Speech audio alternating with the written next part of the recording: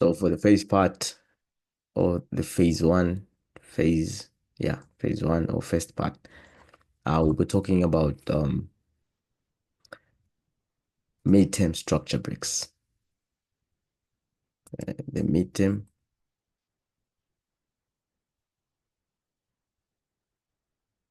structure breaks.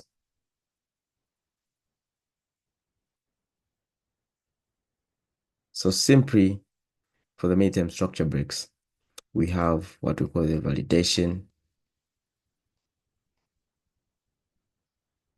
and the invalidation.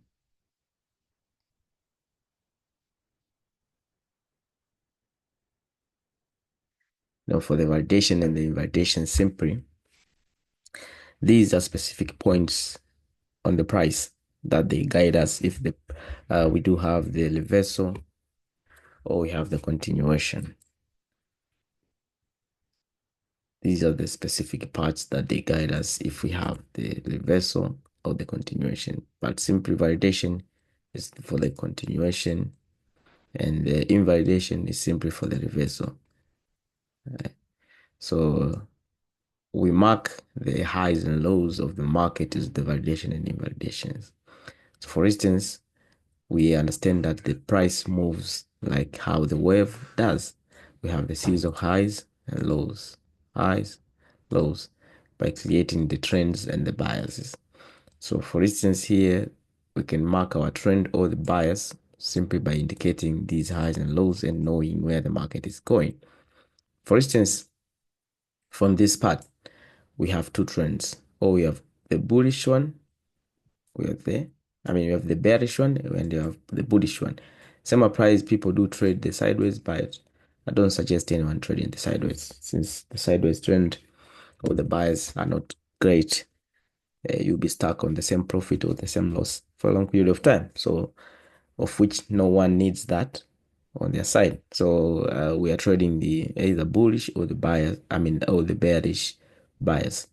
Now, with that case, which means now at this point, we'll be looking forward to learn the validation and the validation, how they work in the market. Now, for instance, we have a downtrend. So we are on the bearish. Same applies if we are on the bullish. We know that we are on bullish or bearish just as long as, for instance, we are on the bearish if the market closes below the last low to be created. So the last low to be created is this one. Summer price, the last high to be created was this one. So if the market closes above the high, we will understand that we are on bullish. So if the market closes below the low, summer price here, we are in bearish. But it doesn't mean any low that the market closes below, it's a bearish. No, we need to see the previous price. What has it been doing from the previous? So if from the previous price has been closing below the lows, and on the next step we find it closing below this low, eventually we'll consider this as the bearish. So by closing below this low, simply this we call it the validation point. This is a validation. It's a trend that is valid, or doing what we call continuation. Same price here to the bullish structure. We look from the previous, what happened previous. So the previous thing that market was doing is closing above this high. So which means if it closes again above this high on the next land, which means we consider this structure as bullish. So in case we find it closing below this low, which means this is our invalidation. Same price at the high here, this is our invalidation. So if about the invalidation, we are expecting to do what we call the reversal. Same here, we're expecting to do what we call the reversal. But the reversal must be accompanied with some few things in order for us to consider the reversal or price closing above. But before that, how do we mark these validations and the invalidations? The invalidation we mark at the wicks of the highs and lows, so validation and invalidation. This is how we confirm the structure. So if the market closes below this low, we call it validation. So if it doesn't close below this low of the week, we want to consider it as the part of the validation. Are we clear?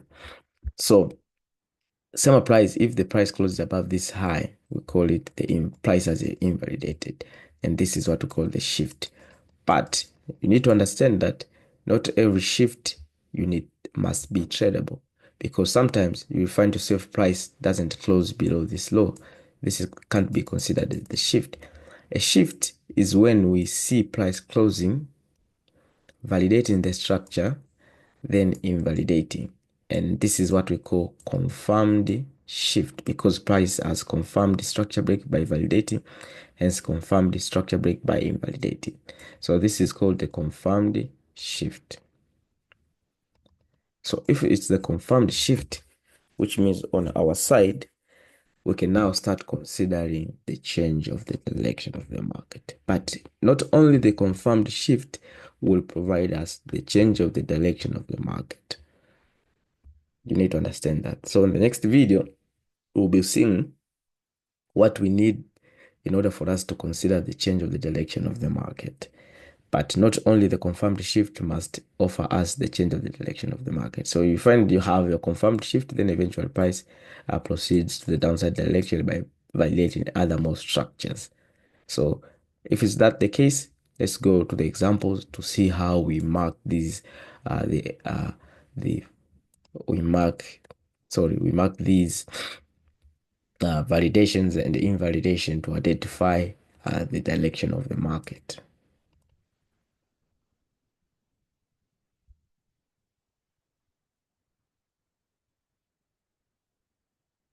So the directions of the market easily can be marked from any time frame, depending on what you need to trade. At the moment, we are looking forward to see what we call the bias and the trend. First of all, you need to understand. Of course, we'll be checking these on the time frames. So let us just learn how we can be marking these structures in an easy way. So how we mark the validations, for instance, here we have the series of highs and lows of the price.